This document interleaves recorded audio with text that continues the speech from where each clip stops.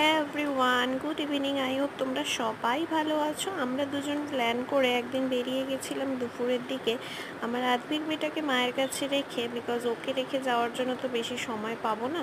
মিডিলে আমরা শপিং করার মধ্যে ঢুকে গেছিলাম নেসক্যাফেতে। আমরা সেখানে গিয়ে চিকেন মায়া স্যান্ডউইচ আর আইরিশ কফি আর ক্যাপুচিনো নিয়ে 15 মিনিটস মতো নিজেদের মধ্যে টাইম স্পেন্ড করে আবার বেরিয়ে গেছিলাম দুটো লন্ড্রি ব্যাগ আর কিছু কফি মাগ আর চায়ের কাপ নেব বলে। দেন ওখান থেকে বেরিয়ে আমরা চলে গেছিলাম এম বাজারে।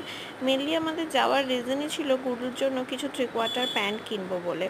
বাড়িতে পরার বাইরে বেরোনোর প্যান্টগুলো ওখানে কোয়ালিটিগুলো খুব ভালো থাকে, আমরা এর আগেও কিনেছি।